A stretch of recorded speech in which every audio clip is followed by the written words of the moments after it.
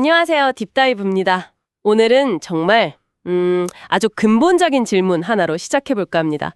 어떤 질문일까요? 바로 인간은 생물이다 라는 문장입니다. 너무 당연하게 들리죠? 그렇죠. 하지만 그 당연한 문장 뒤에는 사실 어마어마한 이야기가 숨어 있습니다. 맞습니다. 저 길가에 굴러다니는 돌멩이에서 대체 어떻게 지금의 당신이 존재하게 됐을까 하는 그런 거대한 질문이죠. 오늘 저희가 살펴볼 자료가 바로 그 질문을 정면으로 다루는 한 세미나 영상인데요.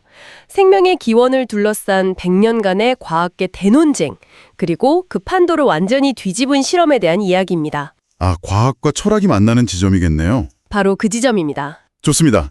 저희가 오늘 파헤쳐볼 핵심은 살아있다와 살아있지 않다.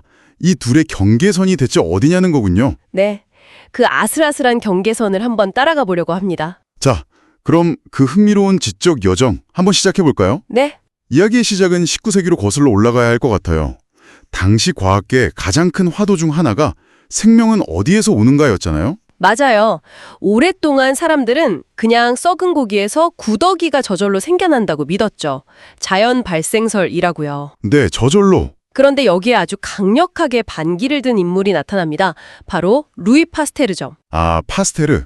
우리에겐 우유로 너무 익숙한 이름인데요. 네, 파스테르는 단호하게 선언합니다. 모든 생명은 반드시 생명으로부터 나온다. 옴니 비붐 엑스 비보. 맞습니다. 이게 바로 생기론의 핵심인데요. 생명은 물질에서 저절로 생기는 게 아니라 반드시 눈에 보이지 않는 생명의 씨앗이 있어야만 이어진다는 생각이었어요. 맞나요? 아주 기발하면서도 말씀하신 대로 우아한 실험이었죠.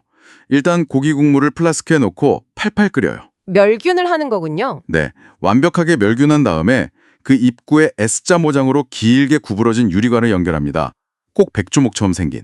아, 그 S자 굴곡이 핵심이겠네요. 정확합니다.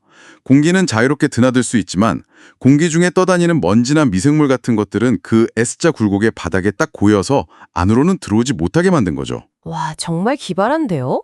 그래서 결과는요? 파스테르의 예측대로였습니다. 몇 달이 지나도 고기 국물은 전혀 썩지 않았어요. 아, 정말요? 네.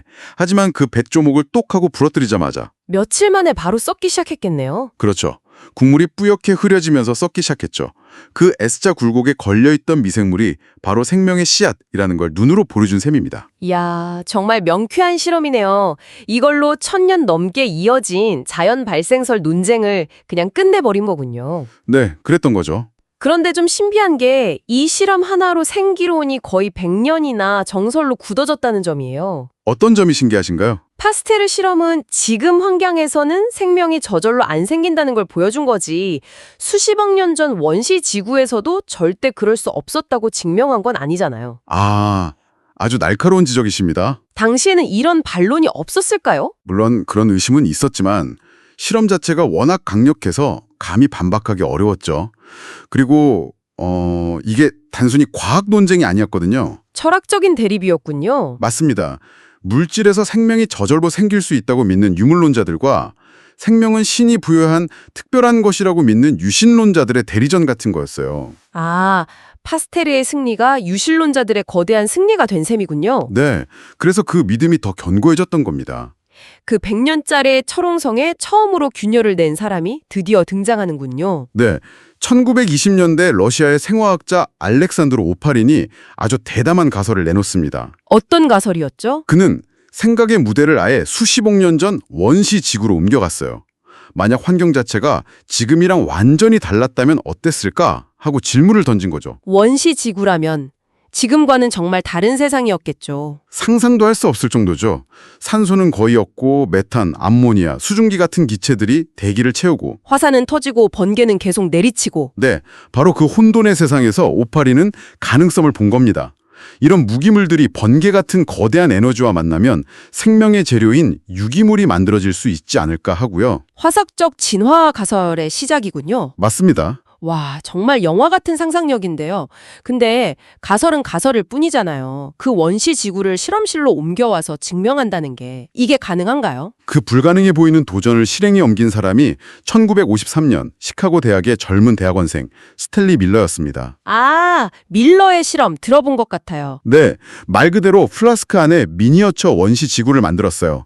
아래쪽 플라스크에는 물을 넣어서 원시 바다를 만들고 위쪽 플라스크에는 오파린이 말한 그 가스들을 채웠겠군요. 메탄, 암모니아. 네, 맞습니다. 그리고 가장 중요한 에너지원, 즉 번개는요. 번개는 어떻게 재현했죠? 전극을 설치해서 무려 6만 볼트의 고압 전류를 계속 방전시켰습니다. 플라스크 안에서 인공 번개가 계속 파칙하고 터진 거죠. 와, 스케일을 다르네요. 원시지구의 물의 순환을 그대로 재현한 겁니다. 물이 끓어서 수증기가 되고 가스와 섞여 번개를 맞고 다시 비가 되어 떨어지는. 듣기만 해도 흥미진진한데요. 그래서 결과가 어땠나요? 일주일 뒤 정말 놀라운 변화가 일어났습니다. 투명했던 물이 점차 붉은 갈색의 탁한 액체로 변해 있었어요. 붉은 흙탕물처럼요? 네, 밀러더가 이 원시 스프를 분석했는데 그 결과가 과학계를 발칵 뒤집어 놓았습니다. 뭐가 나왔는데요? 그 안에서 글리신, 알라닌 같은 단백질을 구성하는 가장 기본적인 아미노산이 여러 종류 발견된 겁니다. 세상에. 생명이 전에 없는 그냥 가스와 물, 전기 충격만으로요? 네, 바로 그겁니다. 생명의 벽돌을 만들어낸 거죠. 와, 물론 이게 생명체가 뾰롱하고 나타났다는 뜻은 아니에요. 하지만 중요한 건 생명체 안에서만 만들어질 수 있다고 믿었던 유기물이 생명이 없는 무기 환경에서 자연적으로 생길 수 있다는 걸 최초로 증명했다. 바로 그겁니다. 코페르니쿠스적인 전환이었죠. 파스테르의 모든 생명은 생명으로부터 라는 명제는 이제 모든 생명은 흙으로부터 시작될 수 있다는 새로운 가능성에 자리를 내주게 된 거군요. 네, 옴네 위브 맥스테라, 패러다임이 완전히 바뀐 겁니다. 그럼 이 지점에서 정말 근본적인 질문이 생겨요. 밀러의 실험이 맞다면 저나 제 발밑의 돌멩이나 근본 물질은 같다는 거잖아요. 그렇죠. 원자 수준에서는요. 그럼 대체 이 둘의 결정적인 차이는 뭘까요? 어디서부터가 무생물이고 어디서부터가 생명인 거죠? 정말 중요한 질문입니다. 그 기준이 바로 복잡성의 정도입니다. 복잡성의 정도요? 네, 자료에서는 이건 좀 학술적인 용어로 물질량의 변화에 따른 물질의 질적 변화 법칙이라고 부르는데요. 와, 용어가 굉장히 어렵네요. 허허. 청취자분들을 위해 좀 더 쉽게 풀어주실 수 있을까요? 물론이죠. 예를 들어 물 분자 H2O가 모이면 액체 상태의 물이 되잖아요. 네. 근데 온도가 더 내려가서 배열이 바뀌면 단단한 얼음이 되죠. 성질 자체가 완전히 변하는 겁니다. 아, 양이 많아지거나 배열이 바뀌면서 성질 자체가 질적으로 변한다. 이런 개념이군요. 바로 그거예요. 원자들이 얼마나 많이 그리고 얼마나 복잡하고 정교하게 조직되어 있느냐, 그 양의 차이가 전혀 다른 질의 차이를 만들어낸다는 겁니다. 양이 질을 바꾼다. 자료에 아주 직관적인 숫자가 나와요. 가로, 세로, 높이가 각각 1mm인 아주 작은 공간을 상상해 보세요. 1mm요? 정말 작은 점 같은 공간이네요. 그 작은 공간에 들어있는 원자의 수를 세어보면 단단한 화강암에는 약 100개의 원자가 들어있다고 합니다. 100개요? 그런데 같은 크기의 개미몸 조직에는요, 1만 개의 원자가 들어있어요. 1만 개, 100배나 많네요. 자, 그럼 인간의 경우에는 몇 개나 들어있을까요? 한 100만 개쯤 되려나요? 무려 1조 개입니다. 잠시만요. 1조요? 1mm 세제곱 공간에요? 라는 질의 차이를 만들어내는 거죠. 그리고 이 놀라운 복잡성을 가능하게 하는 핵심 원소가 있다고요? 맞습니다. 바로 슈퍼스타 원소, 탄소, 카본입니다. 아, 유기물의 그 탄소군요. 네, 탄소는 팔이 4개 달려 있어서 다른 원자들과 최대 4군데에서 아주 안정적으로 결합할 수 있어요. 그래서 길고 복잡한 분자를 만들 수 있는 거고요. 그렇죠. 탄소를 중심으로 수소, 산소, 질소 같은 다른 원자들이 끝없이 이어붙어서 수백만, 수억 개의 원자로 이루어진 거대 분자를 만들 수 있죠. 이게 바로 유기물입니다. 아미노산, 단백질, DNA 같은 것들이 다 이 탄소를 기반으로 하는 거군요. 맞습니다. 돌멩이를 이루는 규소 같은 원소는 이런 복잡한 구조를 만들지 못하거든요. 아, 이제야 좀 정리가 되네요. 결국 생명과 무생물의 차이는 구성 원소의 종류가 아니라 탄소를 중심으로 한 원자들의 조직화 수준, 즉 복잡성의 차이다. 그렇습니다. 단순한 원자들의 집합에서 복잡한 유기물 분자로, 그리고 세포로, 마침내 당신이라는 하나의 개체로 이어지는 복잡성의 거대한 사다리가 있는 셈이죠. 이 모든 과학적 발견들이 결국 한 사람의 철학적 통찰로 수렴되는 지점이 이 자료의 하이라이트 같아요. 데이아르드 샤르댕 신부 말씀이시죠. 네. 재밌는 건 이분이 밀러의 실험이 있기도 수십 년 전인 1930년대에 이미 비슷한 생각을 했다는 거잖아요. 네, 그 점이 정말 놀랍습니다. 데이아르드 샤르댕은 고생물학자이자 예수의 신부였어요. 어찌 보면 양립하기 힘든 두 정체성을 가진 사람이었죠. 그런 그가 자신의 책 인간 현상에서 인간은 생물이다 라고 선언하고 더 나아가 생명은 하나다라고 말했다고요? 네, 생명은 하나다. 지금 저희가 과학 이야기를 쭉 듣고 나니 어느 정도 이해가 되는데 당시에는 왜 그렇게 충격적인 이야기였을까요? 당시 서구 사회는 여전히 신이 만물을 각자의 자리에 맞게 창조했다는 위계적 사고방식이 강했거든요.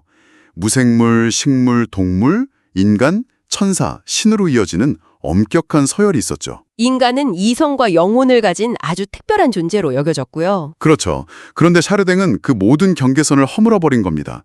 개미와 인간, 코스모스와 호랑이가 모두 물질이라는 공통의 뿌리에서 시작해 점점 더 복잡해지는 방향으로 나아가는 거대한 흐름 위에 있다고 본 거죠. 아, 과학이 실험으로 증명해낸 복잡성의 증가라는 현상을 이분은 철학과 신학의 언어로 먼저 꿰뚫어 본 거군요. 정확합니다. 샤르댕을 이걸 복잡성 의식의 법칙이라고 불렀어요.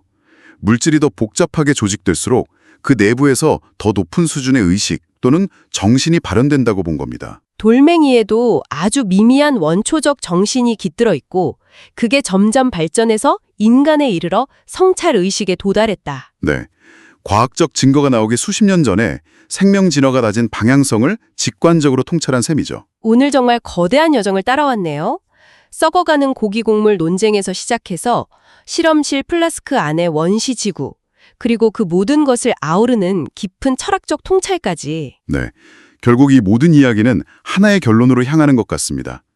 당신과 나, 길가의 강아지, 창밖의 나무, 그리고 이 땅의 흙까지. 우리를 이루는 근본 물질은 다르지 않다. 그렇죠. 우리 모두는 같은 별의 먼지, 스타더스트로 만들어진 존재들입니다. 차이가 있다면 오직 그 물질들이 얼마나 더 복잡하고 정교하게 조직되었는지 그 정도의 차이뿐이고요. 오늘 탐구는 여기서 마칩니다. 하지만 마지막으로 이런 생각할 거리를 남겨드리고 싶네요. 과학은 당신이 저 하늘의 별과 발밑의 돌멩이와 똑같은 물질로 만들어졌다고 말합니다. 그리고 수십 년 앞서 이를 꿰뚫어본 한 철학자이자 신부는 그 물질에서 피어난 모든 생명은 근본적으로 하나라고 했습니다. 만약 생명이 정말로 하나의 뿌리에서 나온 거대한 가족이라면 이 사실이 당신 주변의 세상을 보는 방식을 어떻게 바꾸게 될까요? 내일 아침 마주치는 작은 생명 하나하나가 어쩌면 조금은 다르게 보이지 않을까요? 한번 생각해 보시는 건 어떨까요?